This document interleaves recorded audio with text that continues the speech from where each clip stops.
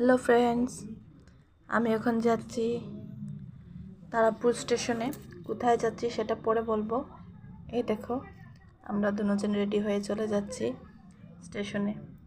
এখনও পৌঁছইনি, আর কিছুটা পথ বাকি আছে। এখন গিয়ে পৌঁছে যাব। আমরা পৌঁছে গেছি স্টেশনে, টিকিট নিয়েছি, এখন যাচ্ছি ট্রেনের এখানে।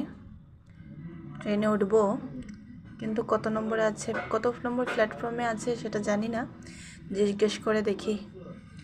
এই দেখো যাচ্ছি, আমার জামাই দেখো কি করছে, আর আমি ভিডিও করছি ওকে সব ব্যাগ দিয়ে। এখন আমরা জেনেছি যে 2 নম্বর প্ল্যাটফর্মে, তাহলে সিঁড়ি দিয়ে বেরিয়ে যেতে হবে। কি করব, সিঁড়িতে তো বেরোতেই হবে। এই দেখো, সিঁড়িটা উঠতে আর নামতেই আমার পা দুটো ব্যথা হয়ে গিয়েছে। এখন ট্রেনে উঠে বসে গেছি। ট্রেন একটু পরে ছেড়েও দেবে, কি করব। আর ট্রেনে আমার একদম ভালো লাগে না, কোনো কিছুই ভালো লাগে না। ট্রেন ছেড়েও দিয়েছে, হঠাৎ করে বৃষ্টি এসে গেছে। দিনটা খুব ভালো ছিল, সকালটা, হঠাৎ করেই বৃষ্টিটা এসে গিয়েছিল। বৃষ্টিটা ভিতরে পড়ে পড়ে ভিজেও গেছে সিটটা একটু।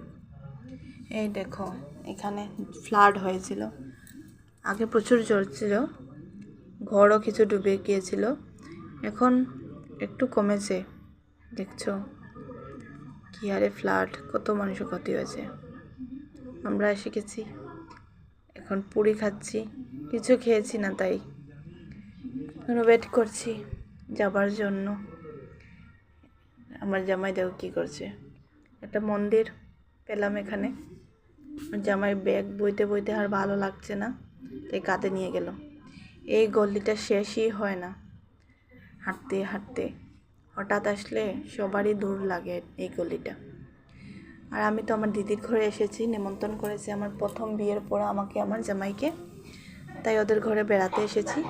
ওদের ঘরে একটু টিলাতে, বদরপুর টিলাতে, জুমবস্তি বলে এই জায়গাটার নাম। এই দেখো ওদের মন্দির ঘরটা খুব সুন্দর। এই দেখো আমাদের বাবু চেয়ে অবাক হয়ে গিয়েছে আমাকে দেখে, আর ওর মেশোকে দেখে। দেখো, ও একদম কুলে উঠতে চাইছে না, ও জোর জবরদস্তি উঠিয়ে দিয়েছে। কি করছে উঠিয়ে, দেখো। আর আমি গরমে পুরো শেষ, শাড়ি লাগিয়েছি, প্রথম এসেছি তাই বিয়ের পরে। এই দেখো আমার দিদি জল নিয়ে এসেছে। টাটা।